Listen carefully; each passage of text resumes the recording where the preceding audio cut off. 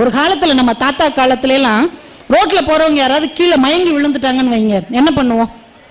உடனே ஓடி போய் அவரை தூக்கி ஒரு சோடாவை தொளிச்சு தண்ணியை தொளிச்சு தட்டி கொடுத்து நடந்து போயா என்னாச்சு என்னாச்சு அப்படிம்பாங்க. நம்ம அப்பா காலத்துல பொறுத்தவங்க மயங்கி விழுந்தப்ப என்ன செஞ்சாங்க? கையை பிடிச்சு தூக்கி விட்டு பார்த்து வரக்கூடாதாப்பா போப்பா அப்படின்னாங்க. இன்னைக்கு நம்ம காலத்துல யாராவது ஒருத்தர் நடு ரோட்ல மயங்கி விழுந்துட்டா எல்லாரும் ஓடி போறாங்க. மொபைல் எடுத்து அவர் ஒரு போட்டோ எடுத்து ஃபேஸ்புக்ல போட்டு எங்கள் தெருவில் ஒருவர் மயங்கி விழுந்த போது எடுத்த படம், அதுக்கு 100 பேர் லைக் பண்றான், 200 பேர் அதை ஷேர் பண்றான், அதுல ஒருத்தன் கமெண்ட் பண்றான், இன்னொரு படத்தை போட்டு போன வாரம் எங்க ஊர்ல ஒருத்தர் இன்னும் சூப்பரா விழுந்து கிடந்தாரு அந்த போட்டோவை பாருங்க அப்படின்னு. இன்னைக்கு மனித நேயம் உயிர் நேயம் எப்படி ஆகிவிட்டது யோசிச்சு பாருங்க. ஒரு காலத்துல இந்த மாடி வீடு பழைய வீடுகள்ல எல்லாம் நீங்க பாத்தீங்கன்னா காம்பவுண்ட் சவர்ல கல்லுலயே ஒரு கிண்ணம் மாதிரி வச்சிருப்பாங்க. ஏன் தெரியுமா? இந்த வெயில் நேரத்துல அந்த கல் கிண்ணத்துல தண்ணீர் ஊற்றி வைப்பார்கள். ஏன்னா எங்கெங்கயோ பறந்து திரிகிற பறவைகள் எங்க போய் தண்ணி குடிக்கும்? கடையில போய் பிஸ்லரி வாட்டர் கேட்குமா? அக்வாஃபினா கேட்டு வாங்கி குடிக்குமா? அப்ப அந்த பறவைகளுக்கு தாகம் எடுக்கும் தானே, இந்த பறவைகளுக்கும் பசிக்கும் தானே என்று அந்த சின்ன உயிர்களின் ஜீவனுக்காக அந்த கல் கிண்ணத்தோடு காம்பவுண்ட் சுவர் கட்டிய தமிழர்கள் நம்முடைய தமிழர்கள். ஆனால் இன்னைக்கு நாம காம்பவுண்ட் சுவர் எப்படி வச்சிருக்கிறோம்? கண்ணாடி சில்லுகளை அப்படியே செதுக்கி வச்சிருக்கிறோம். ஏன்? ஏதாவது பறவை வந்து உட்காந்துட்டு படக்குன்னு பறந்து போனா அதோடைய சிறகுகள் சிதைந்து போனால் கூட கவலை இல்லை. மனிதனுக்கு தன் பாதுகாப்பு தான் முக்கியமே தவிர இன்னொரு ஜீவனின் பாதுகாப்பை பற்றி அக்கறையே இன்றைக்கு தொலைந்து போயிருக்கிறது. என்றைக்காவது இதை நாம் யோசித்து பார்த்தோமா? அடுத்த தலைமுறைக்கு சக உயிர்களை நேசிக்கிற ஒரு பண்பாடை நாம் கற்றுக் கொடுத்திருக்கிறோமா? தவம் என்பது காட்டுக்குள்ள போய் உட்கார்ந்து செய்வது இல்லை நண்பர்களே. சக மனிதனிடம் அன்பு காட்டுவதுதான் உண்மையான தவம். காட்டுக்குள்ள போய் தவம் செஞ்சா கடவுள் வருகிறாரோ இல்லையோ, நாட்டுக்குள்ளே நீங்கள் அன்பு என்ற தவத்தை காட்டினால் நிச்சயமாக கடவுள் உங்களை தேடி வருவார் என்பதை நாம் உணர்ந்து கொள்ள வேண்டும். நம் தலைமுறைக்கு அதை கற்றுக் கொடுக்க வேண்டும். ஏன்னா எந்த சூழ்நிலையிலும் உயிர்களை நேசிக்க முடியும் என்று மனிதர்கள் நிரூபித்துக் கொண்டே இருக்கிறார்கள். இங்க வட அமெரிக்கால 150 குடும்பங்கள் மட்டுமே கொண்ட ஒரு இனக்குழு உண்டு. பழங்குடி மக்கள்னு சொல்றோம்ல, மொத்தமே 150 குடும்பம் மட்டும்தான் இருப்பாங்க. அந்த குழுவுல ஒரு கெட்ட வார்த்தை உண்டு. கெட்ட வார்த்தை பேசலாம்ல, ஒரு கெட்ட வார்த்தை உண்டு, மோசமான கெட்ட வார்த்தை. ஒருத்தனை கொஞ்சம் கூட பிடிக்கல, ஒருத்தனை கேவலமா திட்டணும்னா ஒரு கெட்ட வார்த்தையில திட்டுவாங்க அந்த பழங்குடி மக்கள். என்ன கெட்ட வார்த்தையில திட்டுவாங்க தெரியுமா? அரைகுறை அம்பாள் எய்தவனே அப்படிம்பாங்க. அரைகுறை அம்பாள் எய்தவனே, அந்த வார்த்தைக்கு என்ன அர்த்தம் தெரியுமா? ஒரு அம்பை எய்யும் போது, ஒரு காட்டு விலங்கையோ பறவையையோ எய்யும் போது சரியா குறிபார்த்து எய்தால் உடனே அந்த பறவையோ விலங்கோ செத்து போகும். அதுக்கு வலி ரொம்ப இருக்காது, அது ரொம்ப துடிக்காது. ஆனா அரைகுறைய அம்பு எய்தால் அந்த பறவையோ அந்த விலங்கோ துடிதுடித்து உழன்று போய் வேதனையோட செத்து போகும். அப்போ குறி தவறி அரைகுறையாக அம்பு எய்தவன் ஒரு உயிரை கொல்லும் போது கூட அது வலிக்காமல் சாக வேண்டும் என்று நினைக்கிற மனிதர்களும் இந்த உலகத்தில் வாழ்ந்து கொண்டிருக்கிறார்கள். அந்த உணர்ச்சிக்கு கூட அன்பு என்றுதான் பெயர். அதை கொல்லத்தான் போறோம், சாப்பிடத்தான் போறோம், ஆனாலும் கூட அந்த உயிர் வலியால் துடிக்க கூடாது என்று அந்த இனம் நினைத்திருக்கிறது. அப்படி துடிக்க வைக்கிறவனை திட்டுவதுதான் மோசமான வார்த்தை என்ற வழக்கத்தை வைத்திருக்கிறார்கள் என்றால் அன்பு எங்கெல்லாம் பரவி கிடக்கிறது யோசிச்சு பாருங்க. ஒரு நாள் ஒரு செய்தித்தாள்ல வாசிச்சேன், ஒரு 51 வயது மனிதர், லோகநாதன் பேர், கோயம்புத்தூர் பக்கத்துல அப்பையநாயக்கன் பாளையம்ங்கிற ஒரு ஊர்ல வாழ்றார். வெல்டிங் கடை வச்சிருக்கிறாரு. வேலை முடிஞ்ச உடனே அவர் என்ன பண்றாரு தெரியுமா? தனியார் ஆஸ்பத்திரியில எல்லாம் போய் கழிப்பறை கழுவி அதுல கிடைக்கிற காசை வச்சு கிட்டத்தட்ட 1200 ஏழை மாணவர்களுக்கு கல்வியை கொடுத்திருக்கிறார். இன்றைக்கும் அவர் வாழ்ந்து கொண்டிருக்கிறார் என்றால் எவ்வளவு பெரிய அன்பு! நம்ம வீட்டுல இருக்கிற கழிப்பறையை கூட நாம கழுவ மாட்டேங்கிறோம். ஆனா எங்கேயோ இருக்கிற கழிப்பறையெல்லாம் கழுவி அதிலே வருகிற வருமானத்தை வைத்து ஏழை எளிய குழந்தைகளை படிக்க வைக்க வேண்டும் என்கின்ற உணர்வு உடைய ஒரு சில மனிதர்களால் தான் இந்த உலகம் இன்றைக்கும் உயிர்ப்பித்துக் கொண்டிருக்கிறது, உயிர்வித்துக் கொண்டிருக்கிறது என்பதை நாம் மறந்துவிடக்கூடாது. சாதாரணமான விஷயம் இல்லை. சின்ன சின்ன உயிர்களுக்கு இருக்கிற நன்றி உணர்ச்சியெல்லாம் நினைச்சு பார்த்தாலே ரொம்ப ஆச்சரியமா இருக்கும். நம்ம ராதாபுரம்னு ஒரு ஊர் இருக்கு திருநெல்வேலி பக்கத்துல. அங்க நிறைய பறவைகள் சில குறிப்பிட்ட மாசங்கள்ல வந்து இனப்பெருக்கத்துக்காக வரும். அந்த பக்கத்துல அந்த மக்கள் தீபாவளிக்கு கூட வேட்டு போட மாட்டாங்க. ஏன்னா அந்த சமயத்துலதான் வெளிநாட்டுல இருந்தெல்லாம் நிறைய பறவைகள் முட்டை போட்டு குஞ்சு பொரிக்கிறதுக்காக வரும். அவங்களுக்கு டிஸ்டர்பன்ஸா இருக்கக்கூடாதுன்னு வேட்டு கூட போடாத ஒரு ஊர் அந்த ஊர். அங்க பால்பாண்டின்னு ஒரு இளைஞன் அவர் வீட்டு வாசல்ல ஒரு நாள் உட்கார்ந்துட்டு இருக்கிறாரு. ஒரு ரஷ்ய நாட்டு பறவை எங்கேயோ அடிபட்டு யாரோ கல்லை விட்டு எரிஞ்சிருக்கிறாங்க. அந்த காயத்தோட அவங்க வீட்டுக்கு முன்னாடி அவன் பக்கத்துல சொத்துன்னு வந்து விழுகுது. அவன் துடிச்சு போய் அந்த பறவையை தூக்கி பார்க்கறான். பேரே தெரியாத ஒரு ரஷ்ய நாட்டு பறவை. உடனே அந்த பறவைக்கு அந்த பையன் மருந்து போடுறான், கட்டு போடுறான். தான் கூட ஒரு வாரம் வச்சிருந்து அது காயம் குணமான உடனே ஒரு சின்ன கருப்பு கயிறை அதை கால்கள்ல கட்டி விடுறான். ரொம்ப அழுத்தாம லைட்டா ஒரு கருப்பு கயிறை கட்டி விட்டுட்டான். அது பறந்து போயிடுச்சு. கொஞ்ச நாள்ல இந்த சம்பவத்தை மறந்தும் போயிட்டான். ஆனா ரொம்ப சரியாக ஒரு வருடம் கழித்து அதே மாதத்தில் அவன் வீட்டுக்கு முன்னால் அவன் உட்கார்ந்து பேசிக் கொண்டிருக்கும் போது அவன் பக்கத்தில் ஒரு பறவை வந்து உட்காருகிறது. திரும்பி பார்க்கிறான். காலில் இவன் கட்டிய கருப்பு கயிறோடு அதே பறவை ஒரு வருடம் கழித்து 1000 மைல்களை தாண்டி அவனை தேடி வந்திருக்கிறது என்று அவன் போட்டோவோட பதிவு செய்திருக்கிறான். ஒரு சின்ன உயிருக்கு ஒரு வாரம் செய்த உதவியை கூட மறக்க முடியாமல் ஏதோ ஒரு தேசத்தில் இருந்து அந்த பறவை வந்து தேடி தன்னுடைய நன்றியை தெரிவித்திருக்கிறது.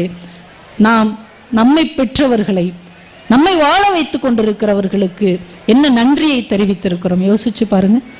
ஒரு ஜப்பான் நாட்டில் எல்லாமே மர வீடுகளாக தான் இருக்கும். அங்க அடிக்கடி சுனாமி வர்றதுனால வீடெல்லாம் மரத்துல செஞ்சு வச்சிருப்பாங்க. ஒருத்தன் ஒரு 4 வருஷம் வெளிநாடு போக வேண்டி இருந்தது. போனதுக்கு முன்னாடி அந்த மர வீட்டில் சில போட்டாக்களை எல்லாம் ஆணில அடிச்சிருக்கிறான். அடிச்சுட்டு அவன் ஊருக்கு போயிட்டான், வெளிநாட்டுக்கு போயிட்டான். 4 வருஷம் ஆச்சு.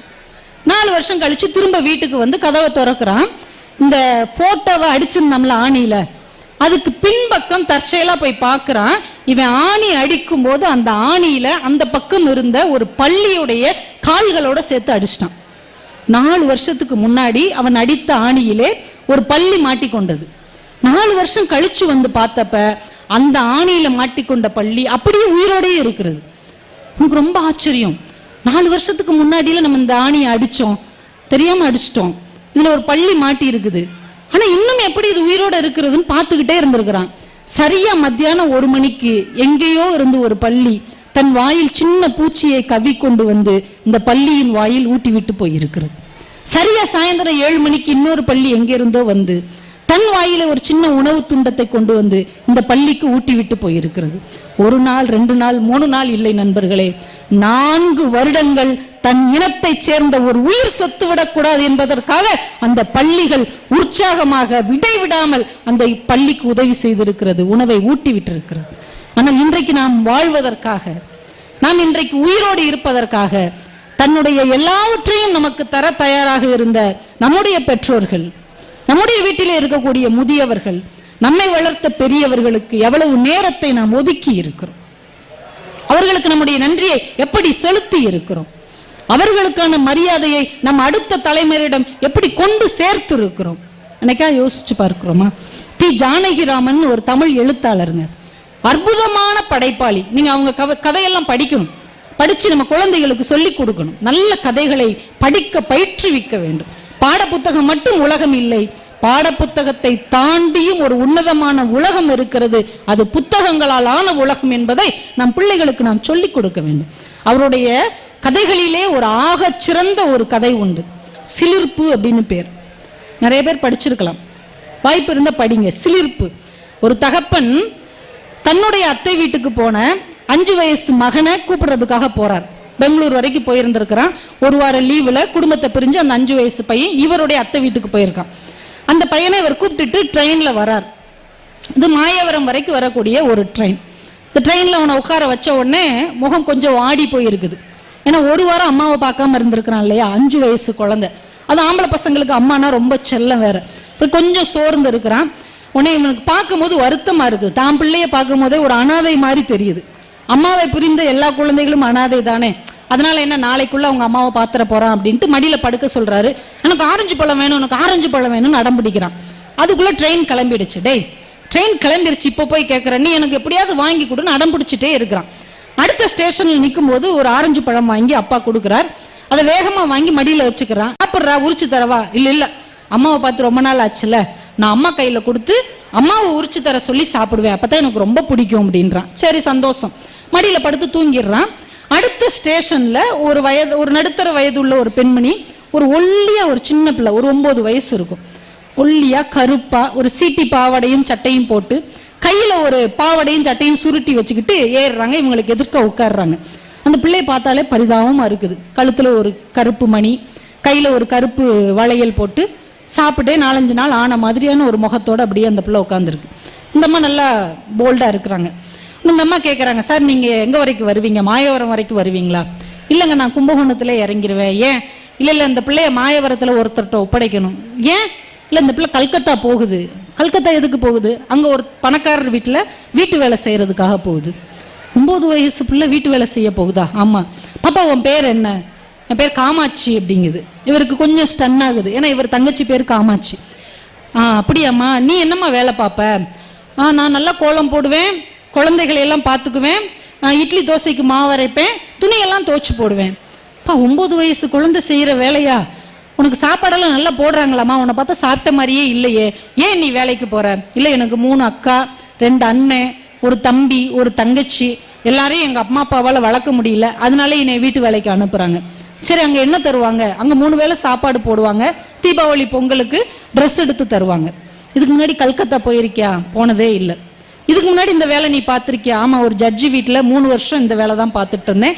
அவர் தான் அனுப்பி வைக்கிறார், அவர் சொந்தக்காரர் வீட்டுக்கு. அந்த பிள்ளை அவ்வளவு தைரியமா பேசுது. பாக்குறதுக்கே ஒல்லியா பாச்சையா இருக்கிற ஒரு குழந்தை எங்கேயோ இருக்கிற ஒரு குழந்தையை பார்த்து கொள்வதற்காக போகிறதேன்னு அவருக்கு அப்படியே மனசு சங்கடமா இருக்கு. தன் மகனையும் பார்க்கிறார், அந்த பொண்ணையும் பார்க்கிறார். நாளைக்குள்ள இவன் அம்மாவை பார்க்க போறான். ஆனா அந்த பிள்ளை அம்மாவை பிரிந்து போகிறதே அப்படின்னு வேதனையோடய பார்த்துட்டு இருக்கிறார். அடுத்த ஸ்டேஷன்ல ட்ரெயின் நிக்குது. அந்த அம்மா சொல்றாங்க, சார் இந்த குழந்தைக்கு சேர்த்து ஏதாவது பார்சல் வாங்கிட்டு வாங்க. என்னம்மா பார்சல்? நானே சாப்பிட கூட்டு போயிட்டு வரேன்ட்டு தன் மகனையும் அந்த பெண்ணையும் அழைத்து கொண்டு இவர் சாப்பிட போறார். சாப்பிட உட்கார்ந்தோடனே இவங்க பையன் தயிர் சாதம் வேகமா வாங்கி சாப்பிட்றான். பசியில தயிர் சாதத்தை வேகமா அள்ளி வாயில வைக்கிறான், மிளகாவை கடிச்சிடறான். ஐயோ அப்பா மிளகாங்கிறான். இருட்டான்னு தண்ணி வேகமா எடுத்து கொடுக்குறார். உடனே இந்த பிள்ளை வேகமா சாப்பிட்டுட்டு இருந்த குழந்தை கையை உதறி ஓடி போய் கொஞ்சம் ஜீனி வாங்கிட்டு வந்து இவன் வாயில போட்டுட்டு கையை கழுவிட்டு, கொண்டா நானே உனக்கு பிசைஞ்சு ஊட்டி விடுறேன்னு அவளே பிசைஞ்சு ஊட்ட போறா. இவனுக்கு சிரிப்பா வருது. இவ பிசைஞ்சு ஊட்டி விடுறாப்பா. என்னப்பா அவனுக்கு என்னன்னா, ஊட்டி விடுறதுன்னா அம்மாவா தான் இருக்கணும். ஒரு சின்ன பொண்ணு எப்படி ஊட்டி விட முடியுங்கிறான். டே உன அக்கா மாதிரி தான்டா, ஊட்டி விடட்டும் அப்படிங்கிறார். சரின்னு வாங்கிக்கிறான். அவ ஊட்டி விட்டு அவளே வாயை நல்லா கழுவி விட்டு அவன் கையை பிடிச்சி ரொம்ப பத்திரமா கூட்டு வந்து உட்கார வைக்கிறான். இவருக்கு ஆச்சரியமா இருக்கு. நம்ம மகனோட ஒரு 4-5 வயசு மூத்த குழந்தை எவ்வளவு பொறுப்பு அந்த பையனை பாத்துக்குதேன்னு நினைச்சு திரும்ப ஏறி வந்து உட்காந்துடுறாங்க. இப்ப இந்த பையன் அந்த பொண்ணுகிட்ட கேட்கிறான், உனக்கு எத்தனை வயசு? உடனே அவ சொல்றா, எனக்கு 9 வயசு. அப்ப நீ 5வது படிக்கிறியா அப்படிங்கிறான். இல்லையே அப்படிங்கிறா. ஏன் இல்ல? 5 வயசு நான் 1வது படிக்கிறேன். அப்ப 9 வயசுனா நீ 5வது தானே படிக்கணும். ரொம்ப புத்திசாலி இந்த பையன். இல்ல நான் படிக்கல.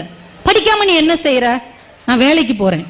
உனக்கு ரொம்ப ஆச்சரியம். இவனுக்கு வேலைக்கு போறதுன்னா அப்பா மாதிரி உள்ளவங்க தான் வேலைக்கு போவாங்கன்னு நம்பிக்கிட்டு இருக்காங்க. இவங்க அப்பாவை பார்த்து, என்னப்பா சொல்றா இவ? ஆமாடா அவ வேலைக்கு போறா. வேலைக்கு அப்பா போறா? திரும்பவும் கேட்கறான், நீ வேலைக்கா போற? ஆமா. அப்ப உனக்கு சைக்கிள் ஓட்ட தெரியுமா அப்படிங்கிறான். அவன் எனக்கு தெரியாது அப்படிங்கிறான். இவனுக்கு என்ன நம்பிக்கைன்னா, இவங்க அப்பா டெய்லி சைக்கிள்ல தான் ஆபீஸ் போவார். ஒரு வேலைக்கு போறவங்க சைக்கிள் வச்சிருக்கணும். அவன் கேட்கறான், சைக்கிள் இல்லாம நீ எப்படி வேலைக்கு போக முடியும்? உடனே அவ சொல்றான், நடந்து போவேன் அப்படிங்கிறா. இவனால நம்பவே முடியல. திரும்ப நீ வேலைக்கு போறியா? சைக்கிள் ஓட்ட தெரியாம நீ வேலைக்கு போறியா? இப்படி இந்த கேள்விகளையே கேட்டுட்டே இருக்கிறான். கொஞ்ச நேரம் கழிச்சு இவங்க இறங்க வேண்டிய ஸ்டேஷன் வந்துருது. உடனே இந்த அப்பா என்ன பண்றாரு, தன் கையில இருந்து ஒரு ரூபாய் அந்த பொண்ணு கையில கொடுக்குறார். கூட இருக்கிற அம்மா சொல்றாங்க, அதெல்லாம் வேணாம் சார், ஏன் கொடுக்குறீங்க? இருக்கட்டும்மா, நீங்களும் யார்ட்டையோ கொண்டு போய் ஒப்படைக்க தானே போறீங்க. ஏதோ என் மனசுக்கு கொடுக்கணும் போல தோணுச்சு, நான் கொடுக்குறேன், இந்தாங்க 1 ரூபாய். சரி. உடனே இந்த பையனை கூப்பிட்டுட்டு இறங்க போறார். வாசல் வரைக்கும் வந்த இந்த சிறுவன் அப்பா கையை உதறிட்டு திரும்ப ஓடி போய், இவ்வளவு நேரமும் அம்மா கையில கொடுத்து உரித்து சாப்பிட வேண்டும் என்று ஆசையாக பத்திரப்படுத்திய அந்த ஆரஞ்சு பழத்தை எடுத்து அந்த பொண்ணோட கைகளில் திணித்து விட்டு ஓடி வருகிறான். அவங்க அப்பாவுக்கு அப்படியே உடம்பு சிலிர்த்து போகிறது. இந்த சின்ன வயதில் தான் அம்மாட்ட கொடுத்து சாப்பிடணும் என்று நினைத்து பத்திரமாக வைத்திருந்த ஒரு பொருளை முன்ன பின்ன தெரியாத ஒரு பெண்ணுக்காக தன் பிள்ளை கொடுக்கிறதே என்கின்ற மகிழ்ச்சியோடு தன் குழந்தையை அப்படியே சேர்த்து கட்டி கொள்கிறார். அந்த கதையை எப்படி தீஜா முடிக்கிறார் என்றால், என் மகனை கட்டி கொள்ளும் போது இறைவனை கட்டி தழுவியது போலவே இருந்தது என்று முடிக்கிறார். அன்பு என்பது என்ன நண்பர்களே?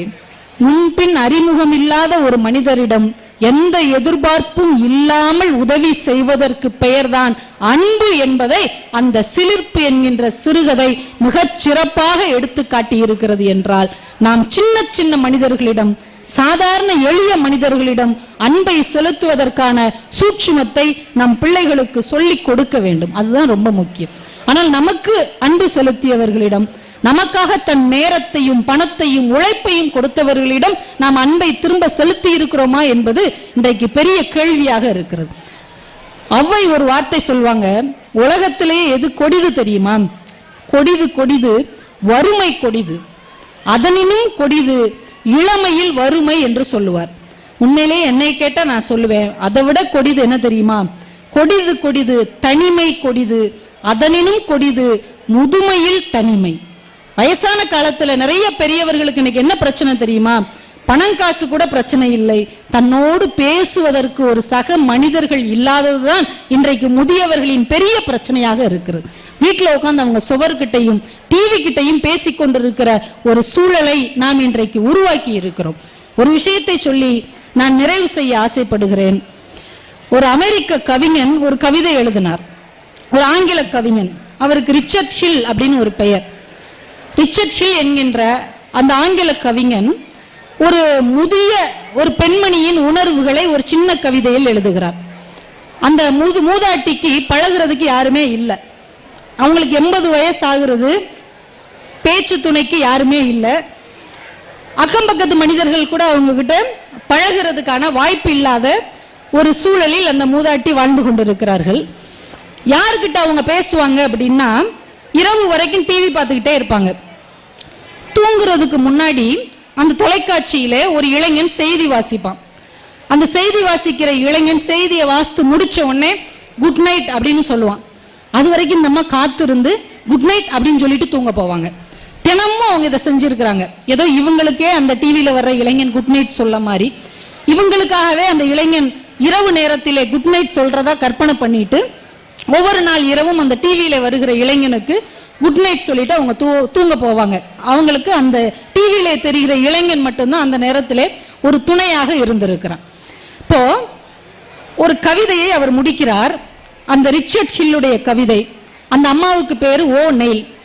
நண்பர்களே, உங்களுக்கு திருமதி ஓ நெயிலை தெரியுமாம்? தினம் தினம் இரவு படுக்கைக்கு போகும் முன் தன்னுடைய சிறிய டிவியில் தெரியும் அந்த அழகிய செய்தியாளனுக்கு அவளின் தனிமையின் தவிப்போடு 80 வயது அவள் குட் நைட் சொல்லிவிட்டு தூங்க போவாள்.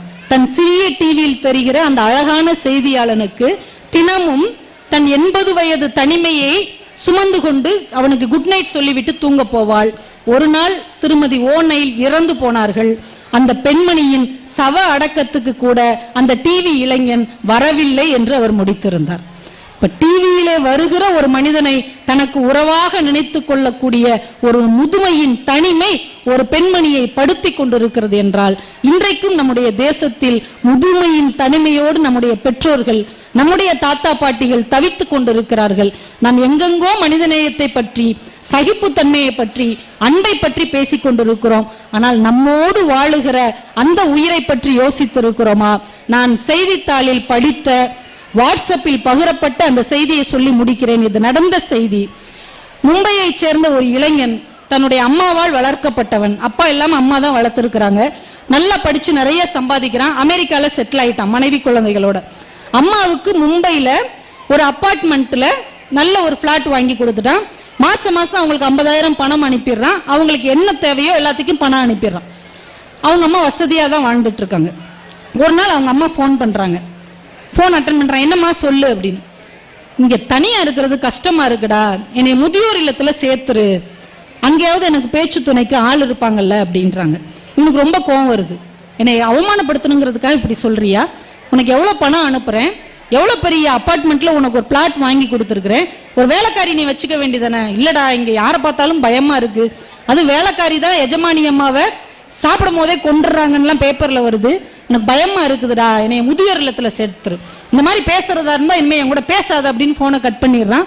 ஒரு வாரம் கழிச்சு மறுபடியும் அம்மாட்ட இருந்து போன் வருது. இவன் ரொம்ப பிஸியா இருந்தவனே கட் பண்ணி விட்டுட்டான். கிட்டத்தட்ட 1.5 வருடங்கள் ஆயிடுச்சு. அம்மாவும் போன் பண்ணல, இவனும் அம்மாவுக்கு போன் பண்ணல. அலுவலக வேலையா மும்பைக்கு வர்றான் அமெரிக்கால இருந்து.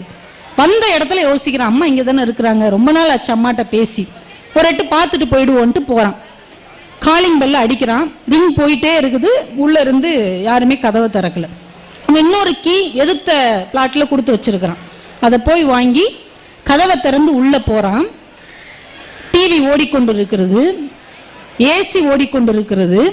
கட்டிய காட்டன் புடவை கூட கசங்காமல் அவங்க அம்மா சோபாவிலே அழுகிய நிலையிலே உட்கார்ந்திருக்கிறார்கள். இறந்து போய் உட்கார்ந்திருக்கிறார்கள். இந்த படம் அப்படி அந்த படம் செய்தித்தாளில் வந்தது. கிட்டத்தட்ட 1 வருடம் அந்த அம்மா இறந்து போய் 1 வருடம் ஆகிவிட்டது. பெத்த பிள்ளை ஒரு போன் கூட பண்ணல. அக்கம் பக்கத்தில் இருக்கிற மனிதர்கள் கூட இங்க இப்படி ஒரு கிழவி இருந்தாலே என்ன ஆனா என்று எட்டி கூட பார்க்கவில்லை. இனிய நண்பர்களை, நிறைய படித்திருக்கிறோம், நிறைய அறிவு வளர்ந்திருக்கிறது, நிறைய சம்பாதித்திருக்கிறோம். ஆனால் சக மனிதர்களிடம் காட்ட முடியாத அன்பை உள்ளுக்குள்ளே தேக்கி வைத்துக் கொண்டு என்ன சாதிக்க போகிறோம்? நீங்கள் இறைவனை நோக்கி தவம் செய்வதாக இருந்தால் அன்பை மட்டும்தான் தவமாக பெற்றுக்கொள்ள வேண்டும். ஒன்றை சொல்லி முடிக்கிறேன். அந்த உலகம் ரொம்ப பெருசு கிடையாது. நமக்கான வாழ்க்கை ரொம்ப பெரியது கிடையாது. மிக சின்னஞ்சிறிய வாழ்க்கை. இந்த சின்னஞ்சிறிய ஆயுள் காலத்தில் நம்மால் எவ்வளவு முடியுமோ அவ்வளவு நம் உற்றார்களிடம், உறவினர்களிடம், பெற்றோர்களிடம் நம் அன்பை பகிர்ந்து கொள்ள வேண்டும். நான் ஒன்றை சொல்லி முடிக்கிறேன். இந்த வாழ்க்கை எவ்வளவு சின்னது அப்படின்னு ரொம்ப நல்லா கவனிங்க. ஒரு நாள் மண்ணை கீறிக்கொண்டு ஒரு புழு வெளியே வந்தது. ஒரு நாள் மண்ணை கீறிக்கொண்டு ஒரு புழு வெளியே வந்தது. கொஞ்ச காலம் வாழ்ந்தது. ஒரு வண்டு அந்த புழுவை உணவாக சாப்பிட்டது. அந்த வண்டு கொஞ்ச காலம் உயிரோடு வாழ்ந்தது. ஒரு நல்ல நாளில் தவளையின் நீண்ட நாக்குக்கு அந்த வண்டு இரையாகி போனது. தவளை கொஞ்ச காலம் உயிரோடு வாழ்ந்தது.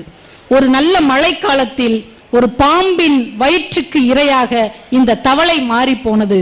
பாம்பு கொஞ்ச நாள் உயிரோடு வாழ்ந்தது. தூரத்தில் பறந்து கொண்ட ஒரு கழுகின் கண்களுக்கு இந்த பாம்பு நூடுல்ஸாக தெரிந்தது. கழுகு பாம்பை சாப்பிட்டது. கழுகு கொஞ்ச நாள் வாழ்ந்தது. ஒரு குறி தவறாத வேடனின் அம்புக்கு கழுகு இரையாகி போனது. கழுக வேடன் எடுத்துட்டு வந்து மனைவிட்ட கொடுத்தான். இன்னைக்கு நம்ம வீட்டுல கழுகு 65 அப்படின்னா அந்த அம்மா சமைச்சு வச்சாங்க. வேடன் கழுகை சாப்பிட்டான். அவன் கொஞ்ச காலம் உயிரோடு வாழ்ந்தான். ஒரு வயதான நாளில் வேடன் இறந்து போனான். அவனை மண்ணை தோண்டி புதைத்து வைத்தார்கள். ஒரு நாள் மண்ணை கீறிக்கொண்டு புழு வெளியே வந்தது. அவ்வளவுதான். ஒரு புழுவில் தோன்றிய வாழ்க்கை புழுவிலே முடிவடைகிறது.